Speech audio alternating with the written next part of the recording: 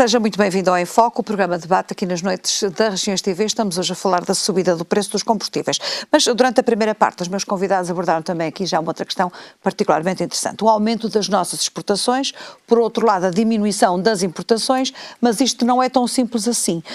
Daqui a pouco já vamos ver mais outros aspectos, mas eu ponho agora a questão ao Domingos Sobreiro. Falávamos quase no final desta primeira parte, nesta necessidade tão grande que há de modificar o espírito empresarial em tudo, nomeadamente também nas gasolineiras. Como é que se resolve uma situação destas? Os portugueses têm cada vez menos dinheiro, cada vez andam menos de carro, gastam menos gasolina e gasóleo. Como é que tudo isto pode rodar? Fátima, Portugal nunca foi um país de concorrência. Portugal, há séculos, que é um país adaptado a um certo conformismo, a um certo beneplácito, gosta de estar bem sentado e não fazer nada. E falta, nos combustíveis, como nos outros setores, falta concorrência. A concorrência é que vai criar, digamos, as pessoas, vai despertar as pessoas para serem melhores que os outros. E nos combustíveis não há concorrência. Não há concorrência. Nós temos hoje o que é que temos? Temos a Petrogal, que é dona das duas refinarias e é dona dos terminais marítimos. As outras companhias compram o produto à Petrogal. A lei da concorrência, digamos, a lei da concorrência é bem clara, nunca foi aplicada. E em 2009, um relatório da Autoridade da Concorrência foi produzido em maio de 2009, digamos, passa a expressão arrancada a ferros. Ele diz lá os pontos essenciais para que se crie um setor concorrencial. Recorde-nos quais são 2 ou 3 pontos desses, do setor, em termos concorrenciais, dos produtos? Olha, criar depósitos em Aveiro e em Sines. Digamos, era a CLC, que é detida a 65% pela Petrogal, ser incorporada na REN, que transporta o gás natural, transporta a eletricidade e fazia o transporte de energia. E isso digamos, e criar mecanismos de concorrência, para haver concorrência. Se não houver mecanismos de concorrência, continuamos todos a bater na tecla. O verde faz menos 1 cêntimo, o vermelho faz mais 1 cêntimo e não passa disto. E isto passa-se nos combustíveis, como em todos os setores, todos os fatores endógenos à criação das empresas. A eletricidade, as comunicações, é tudo isso. E isso é um dos grandes entraves à criação e à dinamização das empresas. Estamos a falar de monopólio. Não estamos aqui, não haja confusões. Não estamos a falar de empresas públicas. Não. Eu tenho uma ideia. Para mim o Estado tem que ser pequeno e atuante. Para mim o Estado tem que ser pequeno e atuante. Quanto menos Estado, melhor. E dar liberdade. Agora, esses mercados, digamos, Portugal tem que ter empresas, a se frisou, nas empresas reguladoras, fortes e atuantes. Não são empresas de fachada. A autoridade da concorrência tem que ser alguém eleito fora dos partidos e não estar sujeito ao domínio dos partidos. Só assim tem poder para atuar e criar mecanismos de concorrência. Domingos Sobreiro, nós até temos um Tribunal Constitucional que tem lá representantes dos partidos, é uma coisa absolutamente extraordinária, não é? Quanto mais o resto. Reparem, enquanto isso funcionar assim, nós não vamos continuar a bater na tecla errada, porque se não criarmos concorrência, não conseguimos fazer nada. Mas uma coisa, mas nos combustíveis não temos provavelmente preço de monopólio. Os preços dos combustíveis são concorrenciais. As companhias, a Galp e a Repsol e a Cepsa compram a Petrogal. É verdade. Como a Galp em Espanha também compra a Repsol ou compra a Cepsa. E porque é que as outras companhias não podem importar? Podem e importam, e às vezes importam. Assim como a Galp também coloca petróleo, por exemplo, na Galiza, aqui a partir da refinaria de Lessa. Sim. Os caminhões da BP, da Repsol e da Cepsa vão à Espanha carregar por cá, tirando aqui no norte algum da coisa e no sul. Carregar em zonas fronteiriças, geralmente compram a Galp. Compram a Galp. Sim, mas os preços que a Galp faz não são preços monopolistas, quer dizer, não há uma utilização. Pelo menos não é disso. Porque se ler o relatório da Autoridade da Concorrência, está lá explícito. A criação de tancagem em Sines para se poder importar combustível comprado nas tradings mais baratos. Sim, repare. Domingos Sobreiro, vamos ser muito claros. Se houvesse concorrência, na sua opinião, e parece-me que isto é evidente, nós poderíamos ir abastecer o carrinho ali à bomba de gasolina ou a gasolina ou do gasóleo mais barato. Exatamente. Podemos poder escolher, como aliás acontece, mas Luís Rocha, deixa-me só um instantinho, quero para esta questão. Eu tenho ideia, quando havia dinheiro para férias, agora já não há, não é? Mas quando havia dinheiro para férias e que os portugueses iam bastante à Espanha, que havia preços diferenciados É por isso que você diz que pode haver realmente uma concorrência e essa concorrência estabelecer regras do jogo mais claras? Exatamente. É isso. É porque em Espanha há regras. Aí, de facto, nós temos todos um pouco a noção disso. Em Espanha há gasolineiras, há preços diferenciados nas diversas gasolineiras. Mas em Portugal também há, Mas a diferença é muito pequena, não é? São de cêntimos, e como em Espanha também é muito pequena, são cêntimos, falar de cêntimos. Estamos a falar de cêntimos. Se fizermos... Quando o produto custa 1,40€. Não, ouça. Mas 10 a 15 cêntimos em Espanha, o gasóleo são um diferencial de 22 a 24 cêntimos nesta semana. Neste momento, o preço antes de impostos de Portugal, neste momento, é inferior ao espanhol. Antes de impostos, para comparar isso. E estamos neste momento qualquer coisa como 2 a 3 cêntimos acima da média europeia. Luís Rocha, mas depois vamos à bomba de gasolina pôr lá a gasolina ou o gasóleo. Ele custou um dinheirão, custou muito mais caro que em Espanha. Estou a falar no preço antes de impostos, que é para comparar... Eu não estou a dizer o contrário, mas é sabe o preço uma coisa, que vai para os público, operadores. O que interessa é o que paga na bomba da gasolina. O grande público paga aos operadores, paga o ISP e paga o IVA. Quem é que está a meter mais a mão? E aí é que a nossa fiscalidade é muito mais alta que a espanhola. Os impostos é o Estado. Quem é que lucra mais com isto? O Luís Rocha diz-me, e de facto é verdade que não subiu o imposto, mas como subiu tanto o preço, também automaticamente o imposto deve ter aumentou, quer dizer, progressivamente. Não, porque o ISP é fixo, é por litro. Pois o ISP é fixo, mas para o ISP sobre X, ou sobre 3 vezes X, quando é 3 vezes X é muito mais caro. O IVA que incide também sobre o ISP, nós pagamos imposto sobre imposto. Exatamente, isso é uma das incongruências. Mas isso é assim em qualquer parte da Europa. Sim, está bem. Portanto, isto é um produto fiscal, os combustíveis, em todo lado. Infelizmente. Bom, António Pinto Lopes, como é que é em termos de... Já agora volto assim, o homem que está aqui a defender também os consumidores, de alguma maneira, como é que esta questão da concorrência em termos dos combustíveis, acha que isto de facto em Portugal está como deve ser ou há muita coisa aqui que escapa?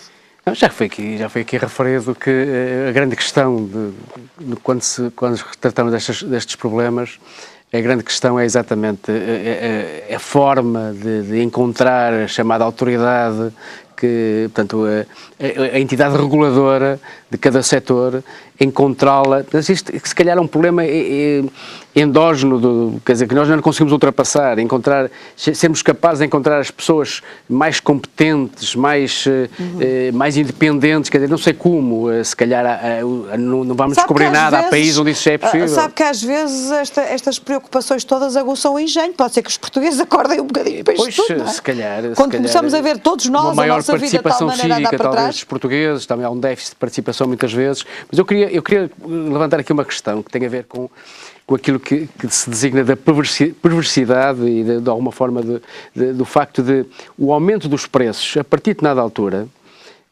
chega um momento, e isso há um livro, o Free Economics, um livro escrito por um economista que referia isso já há uns anos e que nós neste momento estamos a ver todos os dias isso a acontecer, ou seja, os preços aumentam de tal maneira que chegam a um determinado momento e que tem um efeito paradoxal, um efeito perverso, que é de as pessoas não conseguem consumir mais, deixam de consumir, deixam de passar nas scouts, deixam de gastar gasolina, deixam de comprar carros.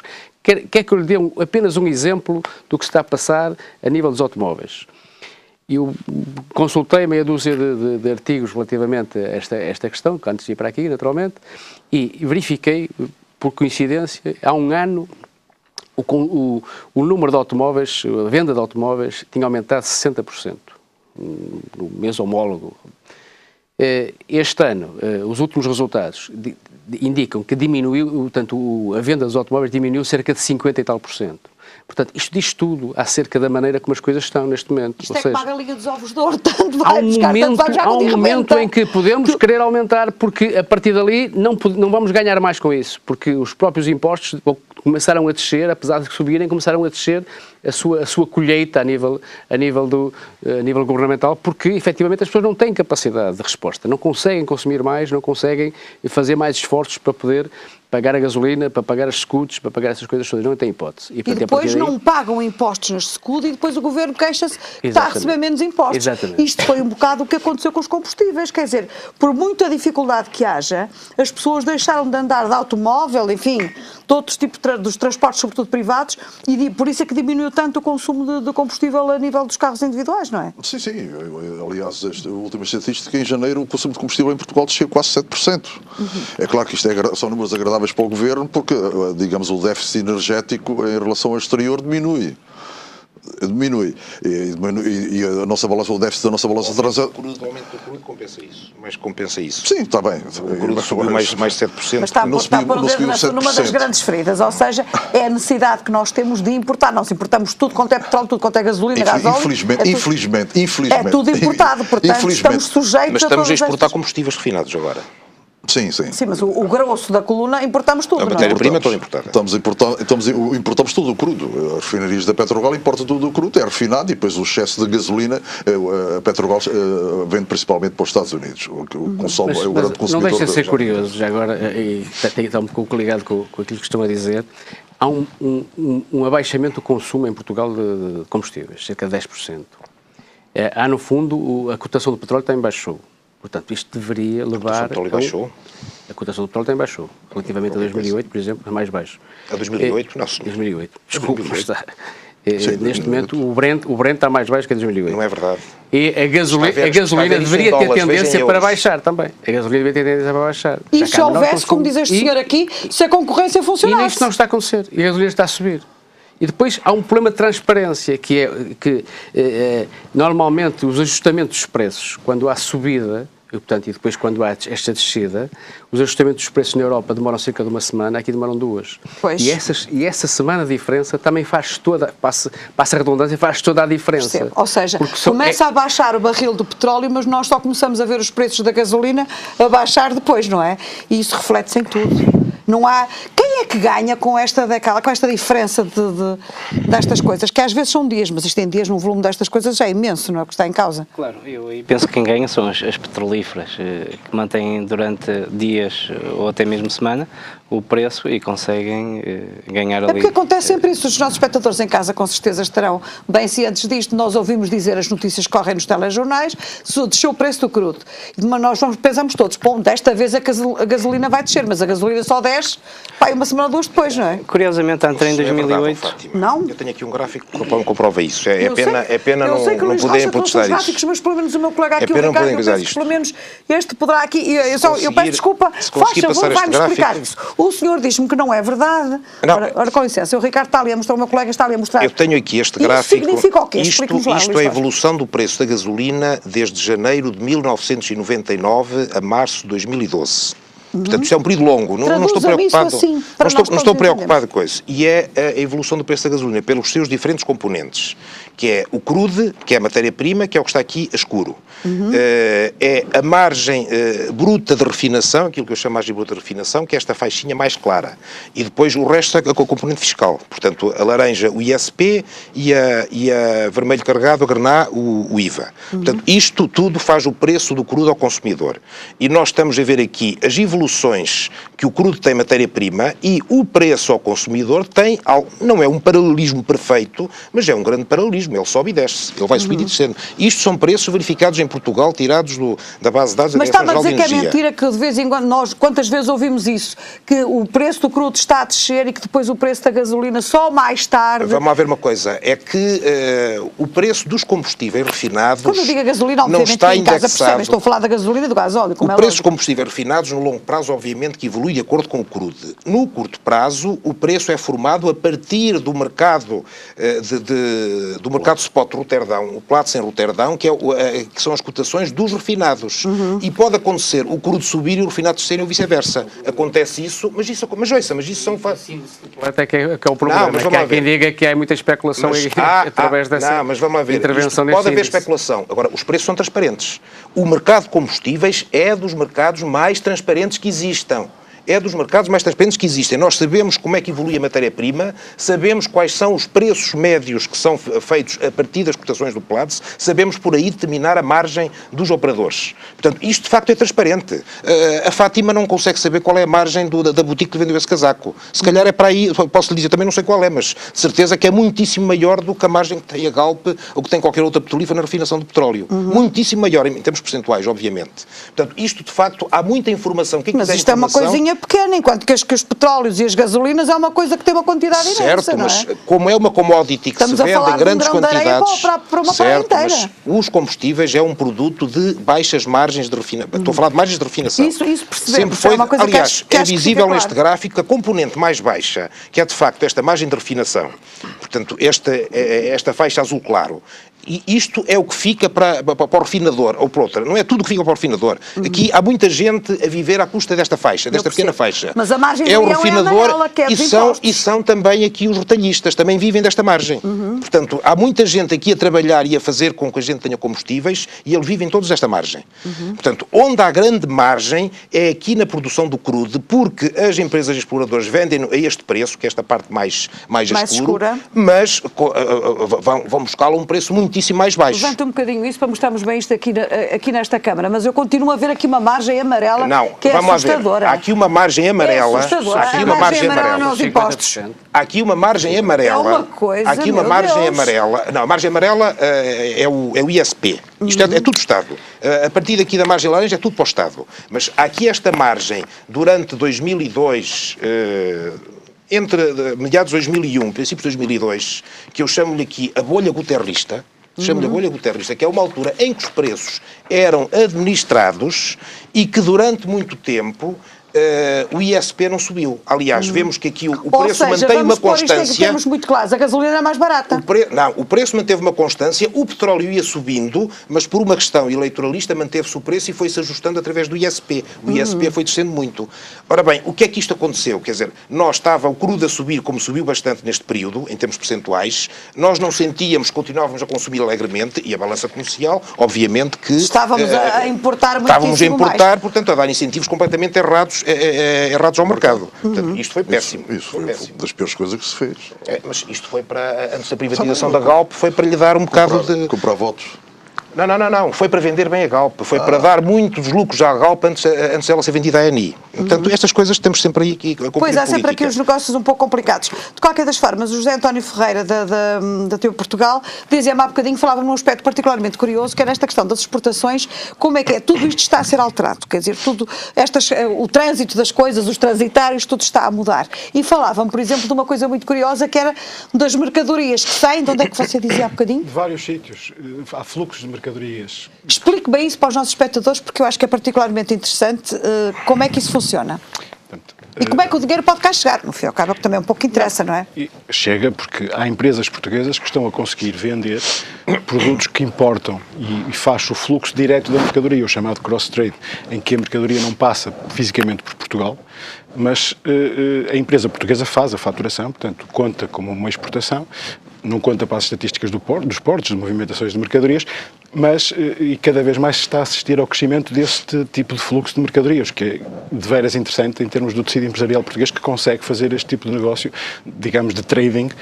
Ou seja, vai buscar as mercadorias, por exemplo, à China e entrega diretamente em Angola, Angola. Espalhado. E como é que o dinheiro vem cá parar? Depois são as transações normais. São as transações, portanto, é um novo ramo de negócios. É uma coisa que eu gostava que me dissesse, até porque penso que é uma pessoa otimista, ainda bem que é, porque também há pessoas, é muito necessário que estas coisas estejam assim. Neste momento, com a crise e com estas dificuldades todas, também se estão a abrir novas oportunidades de negócios, não estão? Sim, completamente. É preciso perceber onde é que elas estão. Sim, nós notamos um crescimento, ou seja, aquilo que eu dizia há pouco, do crescimento das exportações para os países terceiros, nota-se efetivamente o peso importante dos PALOPs, Angola e Moçambique começa a crescer, mas exatamente por isso Moçambique começa agora, desde já há algum tempo, a despertar o interesse dos empresários portugueses, já começa a haver um fluxo maior de mercadorias para Moçambique, porque é um mercado a explorar, vai crescer. Já não é apenas Angola, porque Angola já não é apenas Angola. Há muito essa ideia que Angola é o Eldorado outra vez, embora seja necessário muito trabalho e seja muito complicado lá chegar. De qualquer das formas, é curioso que Moçambique também está a abrir portas em termos de produtos, não é? Está. Pode ser e há um outros mercado mercados, o Médio Oriente também está, e como disse há pouco o Dr. Luís Costa, a China vai ser o nosso... A China vai ser muito importante.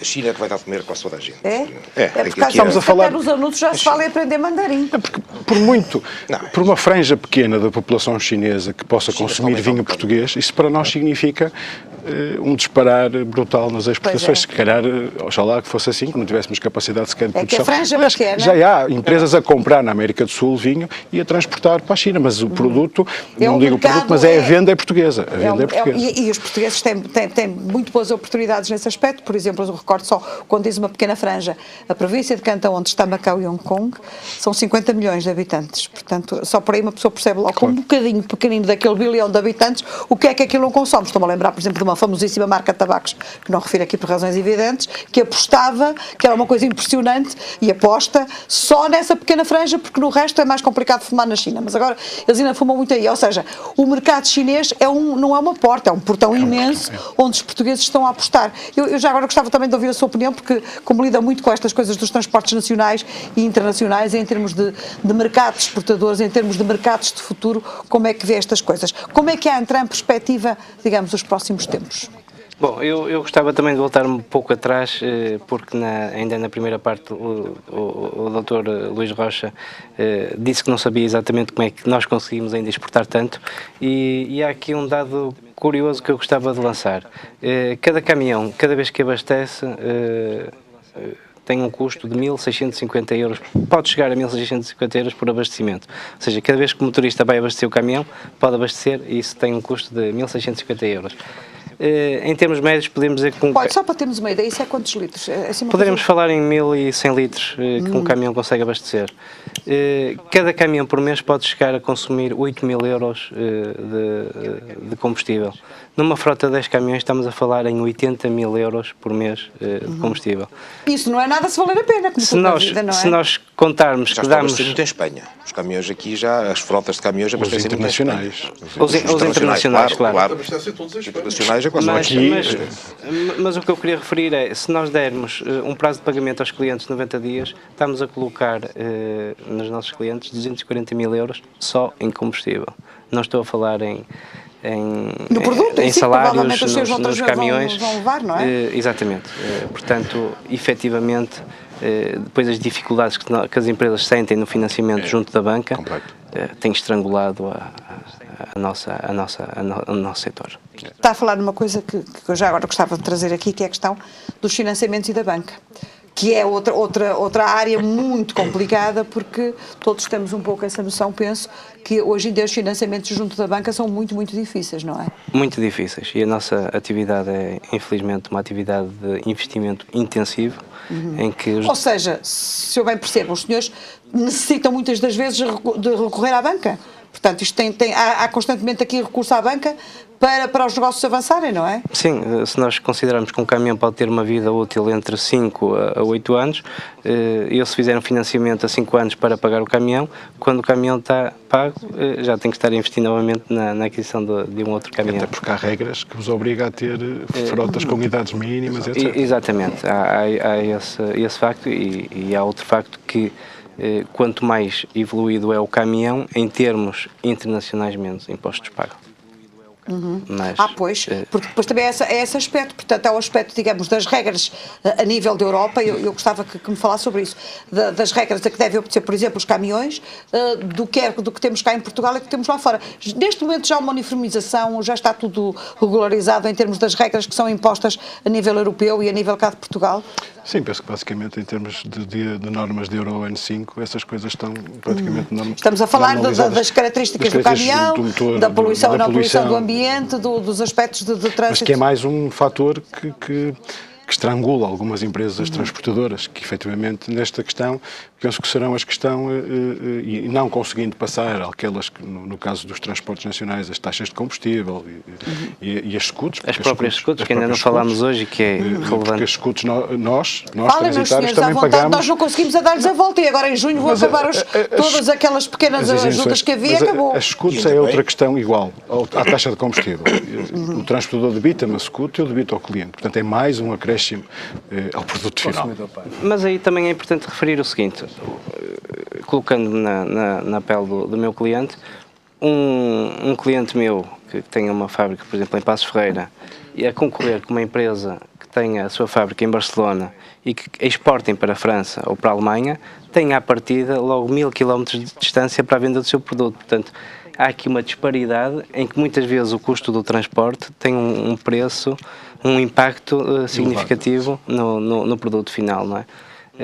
Portanto, isto também, tantos impostos, tantas scudos, o preço do combustível tão caro, acaba por prejudicar aqui a competitividade por parte dos nossos clientes. Isso é uma vantagem que nós temos sempre, é o custo da periferia. Claro. Sim, temos sempre. Da periferia. Estamos ao pé do mar, quer dizer, se conseguimos exportar muito para os Estados Unidos, estaremos mais perto, não é? Mas tem que passar o Atlântico.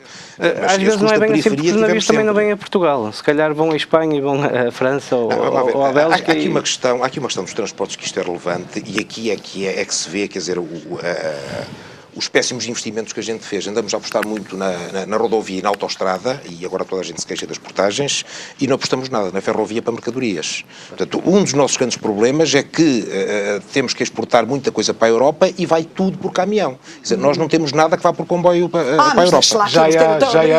Já começa a haver alguns exemplos. Já começa a haver alta velocidade, que não é para mercadorias, era para passageiros. Era para passageiros, obviamente, não é? Deviam pensar só no comboio de mercadorias. Também temos que ver que há um custo enorme que tem a ver com a bitola europeia, Portugal e Espanha.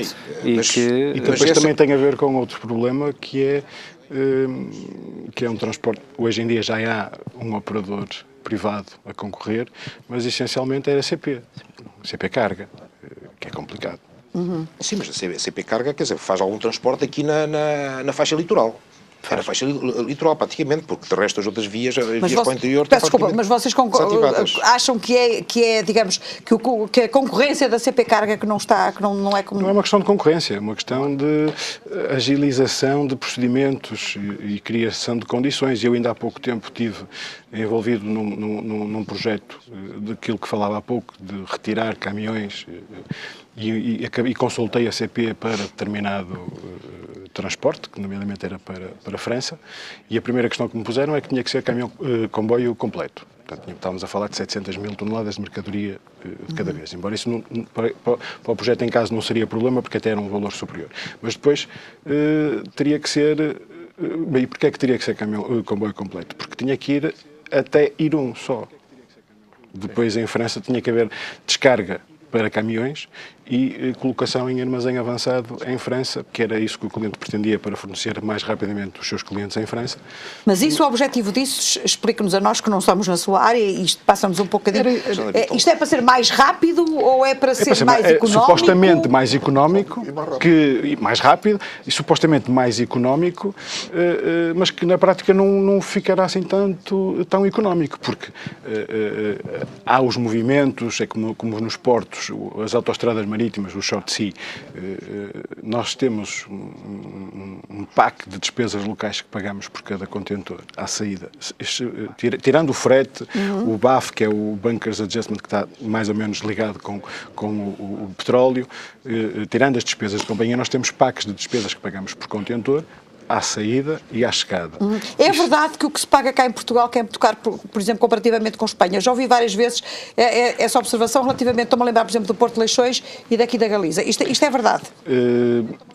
Algumas companhias dizem... Já para não falar às vezes de algumas situações de paralisações. Não é os fretes, é os custos dos portos. Pois, algumas os custos companhias dizem... Estou a falar mal, é os custos dos portos, digamos, de pôr e tirar a mercadoria do porto. Eu não tenho conhecimento direto, porque eu sou um terceiro consumidor, portanto, quem compra esse tipo de serviços aos portos são as companhias de navegação. Algumas companhias de navegação dizem que, efetivamente, sim, são custos elevados. Isto é um circuito muito completo, que envolve muita gente. Muitos componentes, não é, Pinto Lopes? E depois, no meio destas coisas todas, os preços vão subindo. Estamos aqui a falar dos preços dos combustíveis, estamos a falar também, naturalmente... 37 vezes o preço da gasolina, baixaram 26, mas subiram 37 vezes o preço da gasolina. Então parece que aquilo que eu estava a perguntar aqui ao Luís Rocha, que ele dizia que não, mas parece que afinal como é que é? Baixaram? Como é que é? Subiram 37, baixaram 26. Portanto, Fátima, vamos ver outros números. E subir, as vezes que subiram, e eu gosto de ver números no longo prazo. Voltando a falar de janeiro de 99 a março de 2012... que nós todos pagamos quando vamos à bomba de gasolina. 2004 era uma boa referência, porque foi quando o mercado foi liberalizado. Mas pode pôr 2004, eu tenho aqui assim no gráfico, é bem visível. Eu não inventei estes números, a liberalização do mercado não mudou absolutamente nada, porque antes da liberalização do mercado havia uma fórmula de cálculo do preço dos combustíveis, está muito bem definida, que era o preço do crude mais o preço do imposto, imposto do ISP mais o IVA e tinha um chamado fator de correção, que era estabelecido em, salvo erro, 1 cento de euro. Fator de correção por causa da periferia. Deixa-me só fazer aqui um parênteses. O que os consumidores, eu agora, na posição de consumidor também. Somos todos consumidores. Estamos todos, não é? O consumidor sente, portanto, já sabe que a gasolina vai ser sempre cara, o consumidor sente é que não há, por parte das empresas, neste caso concreto, da Galp, não há um sinal no sentido de estar atento a esta questão, portanto, a esta alta dos preços da gasolina. Portanto, não há uma mensagem que passe para a sociedade em que a Galp diga assim: nós estamos atentos de tal forma que o preço do petróleo baixou e nós imediatamente conseguimos baixar esse preço. As gasolineiras low cost têm preços mais baixos, conseguem preços mais baixos. Há pouco foi aqui discutida a questão. A questão dos eu não vou entrar por aí porque eu sei que, por exemplo, há pouco dentro da organização se discutiu essa questão da análise das duas gasolinas. Isso não é fácil de fazer, é altamente complexo e muito caro, de tal forma que basicamente abdicam da margem. Mas, de qualquer maneira, há empresas que conseguem colocar, ter os preços da gasolina mais baixos. Abdicam da margem. Que é possível. Mas abdicam da margem. Nos hipermercados eles praticamente não ganham nada, que aquilo funciona como uma âncora. A própria Galp tem a Galp Base em Setúbal, a Galp Base, que pratica preços mais baixos. Portanto, é possível dar sinais para a sociedade de que a Galp poderia ganhar até com isso, até em termos de popularidade e até em termos de, necessariamente, quase que não há, como foi aqui referido, quase que não há concorrência praticamente no setor, portanto, não está muito preocupada com isso. Mas apresentam na mesma lucros fabulosos. Não é verdade. Não é verdade. Não há nenhum sinal. Não. A Galp apresentou um lucro michuruca, 250 milhões de euros. Como são milhões, a gente acha que é fabuloso. O lucro da Galp é baixo e a Galp, e isso eu sei porque estive a ver o relatório da Galp. A Galp, a nível do negócio da refinaria, perdeu dinheiro. A Galp perdeu dinheiro no produto refinado, perde dinheiro. E vai buscar dinheiro. Vai buscar ao gás e vai buscar já muita coisa à exploração. Neste momento a Galp, que ainda está a explorar pouco petróleo, explora algo em Angola e começou agora a explorar em Moçambique, ganha mais já na exploração do que na venda de combustíveis. Nós estamos a falar de combustíveis de uma forma geral, hoje, basicamente de gasolina e de gasóleo, mas eu gostava, meus senhores, estamos a aproximar-nos do final do programa, que me dissessem uma coisa. Se me dão licença, é assim.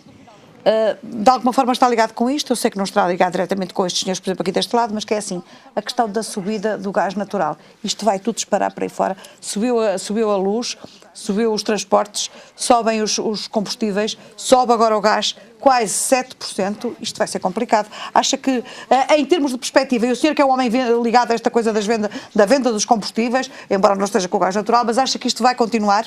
O que é que os portugueses podem esperar? E é esta a questão que eu vos ponho, mais ou menos. Previsões não eu sei que só no final de jogo, e não há final de jogo nisto, estamos a ver o jogo muito mal, não é? Mas de qualquer maneira... Mas agora que é uma situação muito complicada, e principalmente para os consumidores portugueses, com, digamos, o aumento constante das eletricidades, dos combustíveis, do gás, disso tudo para as empresas é muito complicado. E os fatores de custo das empresas, o governo não está a ter atenção a isso. E esse é o principal problema. E isso vai disparar o desemprego. É que agora, quando entrar em funcionamento a nova lei do despedimento, é muito mais fácil despedir. E nós, infelizmente, temos poucos empresários, temos mais patrões. E isso vai agravar o desemprego. A previsão do governo para este ano era 14,5% de desemprego. Em fevereiro já atingimos 15%. E os custos de produção a subir, porque isto não é só o gasóleo que paga quando vai à bomba de gasolina. É o resto de tudo, é o gás e isto tudo. E como diz este senhor, depois quem compra é que vai apanhar com os preços todos a aumentar, não é? Depois o Estado recolhe menos impostos. Onde é que vai buscar? Já se fala no subsídio de Natal dos privados. Se houver necessidade de fazer um orçamento retificativo em setembro, outubro, o subsídio de Natal dos privados vai ao ar. Isto é uma bola de neve. Isto não é uma bola de neve. E isto vai criar problemas sociais. Isto pode criar problemas sociais. Mas o que é que sugere? Com o Estado baixa os impostos? Não. Sugere que o Estado baixe o ISP, por exemplo? É capaz de ir a propostas nesse sentido, que o Estado baixe o ISP. hoje, em vez de dar subsídios, em vez de dar alguns subsídios para a criação de empresas, se conseguisse baixar os impostos, acho bem. Mecanismos de concorrência, criar mecanismos, eu não estou a falar nos impostos, neste momento os impostos são necessários para tal... Não, em vez do Estado dar subsídios, baixa os impostos, quer dizer, é uma outra forma e é muito mais claro. Eu peço desculpa, vou passar agora aqui um bocadinho para este lado, porque estão-me aqui a dizer que temos aqui em termos técnicos do estúdio, já voltamos para si outra vez, e eu gostava que me dissesse uma coisa, em termos disto que estava aqui o Domingos Sobreira a dizer, e em relação à questão dos custos de produção, na sua opinião, estamos a chegar também ao final do programa, gostava de saber, na sua opinião, o que é que os portugueses podem, não é estar a fazer previsões antes do final do jogo, o que é que nós, em termos realistas, podemos contar para os próximos tempos? O que é que a DECO acha? Eu sei que os senhores todos os dias, e nós aliás temos aqui uma rubrica com a DECO semanal, que nos dizem que há muita gente a ficar sem casa, a perder todos os seus bens, porque começou por perder o emprego. Qual é a previsão que a DECO faz? E naturalmente que espero sempre que haja aqui uma voz um bocadinho otimista no meio disto tudo. Previsões e prever o futuro, melhor, costuma-se dizer que prever é fácil, prever o futuro é que é mais difícil. Claro. Mas em termos realistas... Relativamente à questão que se coloca relativamente à DECO, continua ainda hoje estive a procurar informar-me o que é que está a acontecer. A nível do sobreendividamento, continua a subir de uma forma absolutamente ascendente, quer dizer, não há... Poderia haver indicações de que poderia estar a estagnar, mas continua a subir declaradamente os problemas a nível de sobreendividamento. Naturalmente que vamos ter possivelmente ainda mais algumas dificuldades, vamos passar por algumas dificuldades. Há que tomar medidas no centro. As próprias pessoas vão ter que, se calhar, mudar o seu estilo de vida. Todos nós vamos ter que mudar o estilo de vida. Empresas. Eu já vou perguntar aqui aos senhores como é que é com as empresas. Isto parte também de cada um, a forma de alterar um pouquinho este estado de coisas. Não vale a pena pensar que há uma mudança de paradigma da sociedade. Fazer, não é só a gasolina que está a subir e o gás, e há uma série de questões paralelas que deram origem a isso, mas há uma mudança de paradigma. Se calhar nós temos que mudar de hábitos.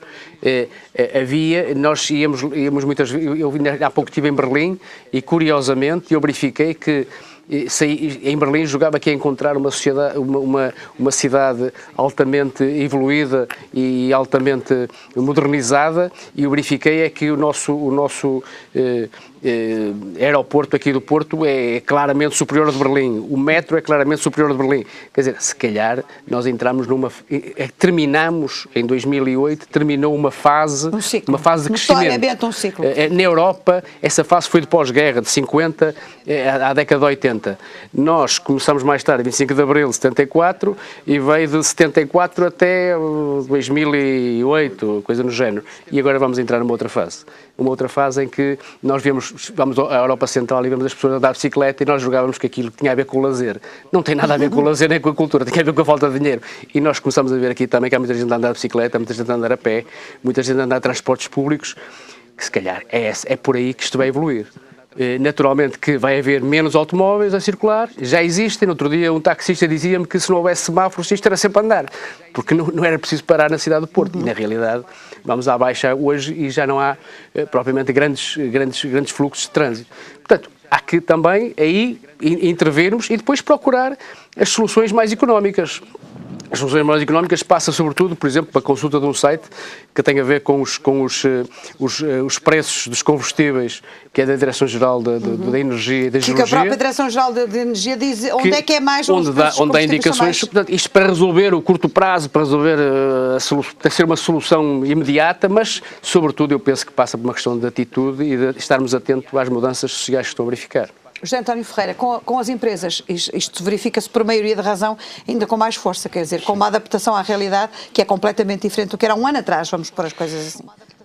Sim, eu penso que na generalidade acho que devemos pensar assim, porque acho que nada vai voltar a ser igual ao que é que não vale mesmo a pena. Eu acho que quando as pessoas chegarem a essa conclusão, definitivamente, se calhar as coisas começam a ser um bocadinho menos difíceis. Mas tem que ser, porque acho que não há outra forma.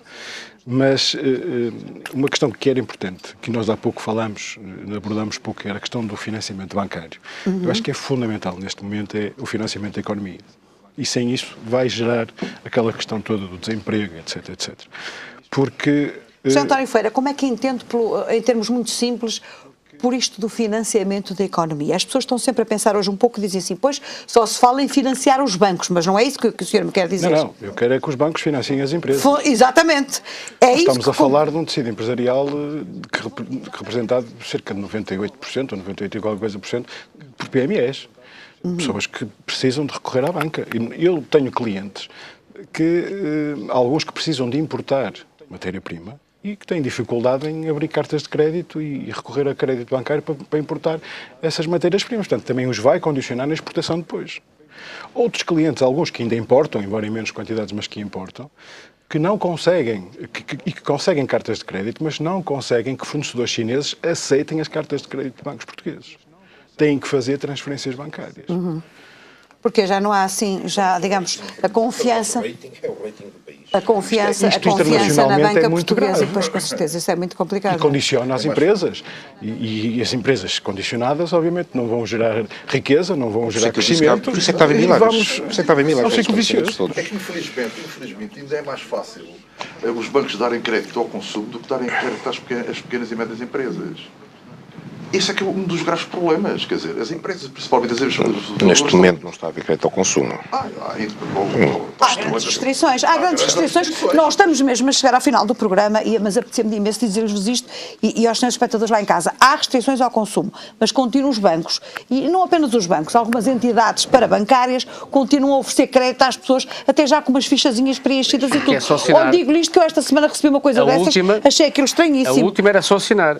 Há uma empresa que anda aí na... Já tem tudo preparado. Exatamente, uma fichinha, tudo. Exatamente. Portanto, Luís Rocha, estamos mesmo a chegar ao final do programa. Eu não lhe vou pedir, naturalmente, uma receita milagrosa, mas em termos de impostos, em termos de preço dos combustíveis, o que é que podemos esperar em termos muito realistas? Não podemos esperar nada porque é uma coisa que está completamente fora do nosso controle. Mas completamente fora do nosso controle. A meia volta para aí pessoas, até a nível político, a defender o tabelamento de preços e que se devia obrigar a baixar os preços, mas não há, de facto, margem para baixar os preços. Nós temos um preço cerca de 2 centes, nem chega a 2 centes, acima da média europeia. Acima da média europeia.